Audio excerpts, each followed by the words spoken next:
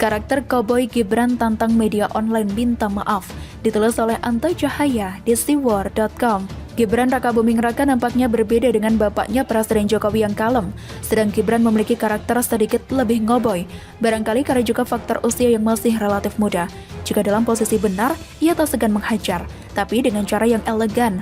Jika salah, tak segan meminta maaf, bahkan untuk sebuah kesalahan yang tidak pernah ia lakukan atau bukan datang dari dirinya. Gibran kerap memberi contoh di mana seorang pemimpin berani meminta maaf. Saya kira ini sebuah tauladan yang bagus. Hal itu sudah sering ia lakukan ke warganya saat kasus pungli lurah Gajahan, perusakan makam umum, PPKM, dan yang terakhir soal kematian mahasiswa UNS yang jadi korban saat Diksar Menwa. Sama ada di wilayahnya, ia tak segan untuk minta maaf. Dan terkait polemik catut plat Solo oleh media online Republika, Wali Kota Solo Gibran Raka Buming Raka agak menyesalkan adanya pemberitaan yang menyebut mobil dinas pemerintah Kota Solo yang menghalangi ambulans di Klaten. Putra sulung Presiden Jokowi ini pun menunggu permintaan maafnya terkait masalah ini. Saya tunggu ucapan maafnya, kalau cuma hapus saja anak kecil bisa. Posting dan hapus kayak anak kecil saja, terang Gibran saat ditemui pada Minggu 31 Oktober 2021. Menurut Gibran, sudah ada klarifikasi dari pemerintah daerah atau Pemda Klaten jika kendaraan dinas yang diduga menghalangi ambulans merupakan kendaraan OPD Pemkab Klaten. Itu tidak menghalangi mobil ambulans mau masuk ke kantor, tapi berita yang keluar serta narasi yang beredar di sosial media sudah terlanjur liar. Yang jelas sudah ada klarifikasi jika itu mobil OPD Klaten bukan Solo. Ia agak menyesalkan saja adanya pemberitaan ini, tegas Gibran. Gibran mengatakan sudah tidak melihat lagi berita di salah satu media online nasional yang menayangkan judul mobil dinas plat Solo halangi ambulans yang bawa pasien. Wah, dihapus no. Iya, komen-komenannya agak menyudutkan. Nggak apa, penting wes dihapus, kata Gibran di depan media saat ditanya. Seperti diketahui, sebuah mobil berplat merah AD9502OL menjadi viral tidak mau mengalah dan menghalangi sebuah ambulans yang sedang membawa pasien di kota Klaten belum lama ini. Tantangan Gibran kepada media online Republika ini cukup menarik. Ini jelas menggambarkan sebuah pesan kuat seakan jangan main-main dengan berita yang menyesatkan rakyat. Bahkan Gibran melalui akun sosial medianya meminta media tersebut untuk riset dulu. Memang tak dapat dipungkiri, media online sekarang ini kerap membuat berita atau judul berita yang bombastis. Tujuannya jelas, agar mendapatkan views tinggi dan share yang mengikuti. Nama Wali Kota Solo Gibran Raka Buming memang salah satu sumber berita yang menarik dan memetik pembaca. Karena bagaimanapun Gibran terkait dengan nama besar bapaknya Presiden Jokowi, segala gerak-gerik Gibran menjadi sorotan. Apalagi berita yang terkesan menyudutkan atau negatif, provokatif, maka akan cepat mendapatkan feedback dari pembaca atau masyarakat. Nah, sekarang pertanyaannya, apakah media online Republika akan mengklarifikasi dan kemudian meminta maaf?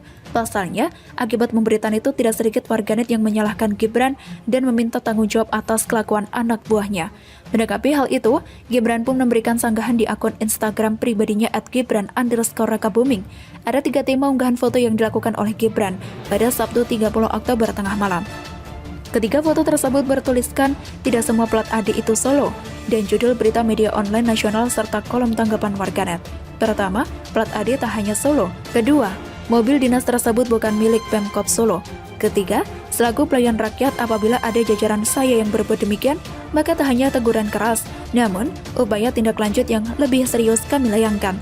Unggahan di akun Gibran. Dalam unggahannya, Gibran juga meminta media online nasional yang mengunggah berita tersebut untuk melakukan pengecekan informasi yang akurat.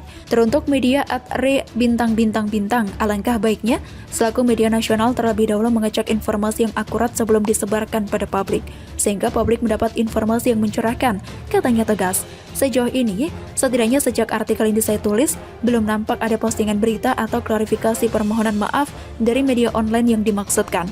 Gibran yang artinya gigih dan berani nampaknya memang lebih ngoboy dan juga frontal jika itu sebuah kebenaran. Suka-suka. Bagaimana menurut Anda? Demikian. Salam. Jokowi ke Italia bawa Indonesia naik level. Rocky Gerung dan Amin Rais nyungsep. Ditulis oleh Sardi di siwar.com.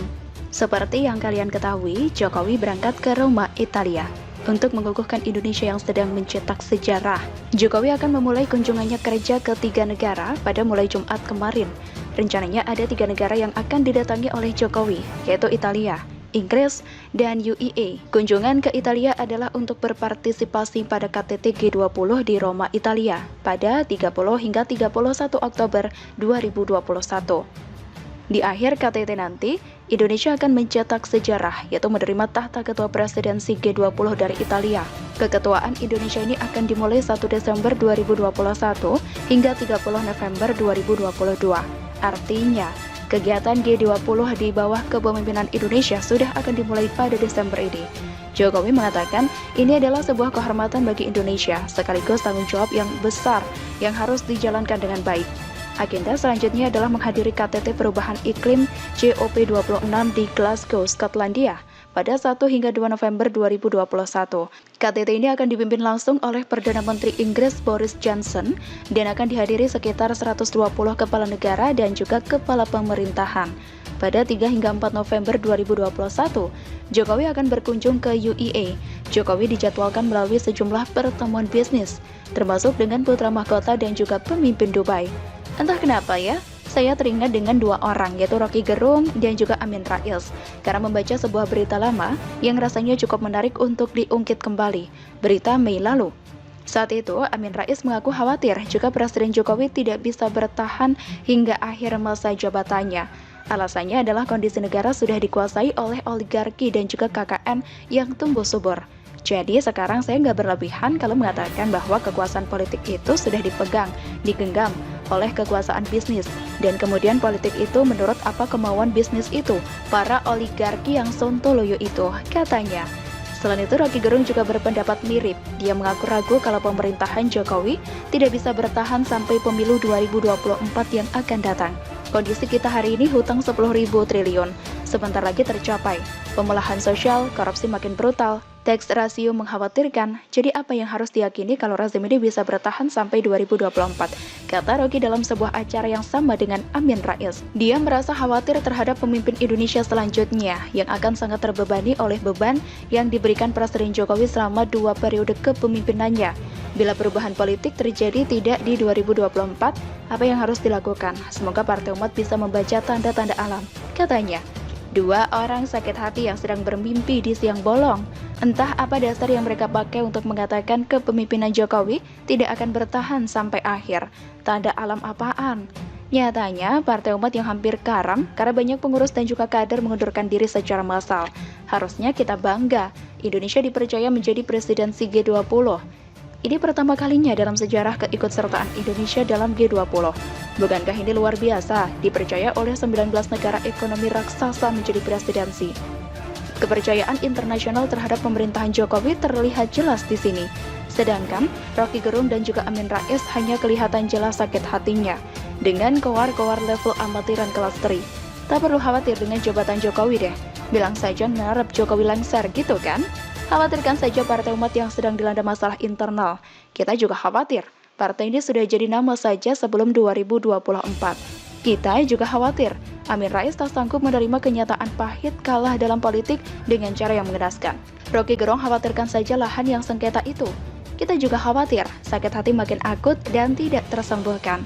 Sakit hati berbanding lurus dengan ngawurnya bicara. Biasanya, orang yang makin sakit hati, cara bicaranya makin tak nyambung. Nalar seolah hilang, diganti dengan kekonyolan dan cocok logi yang kacau balau.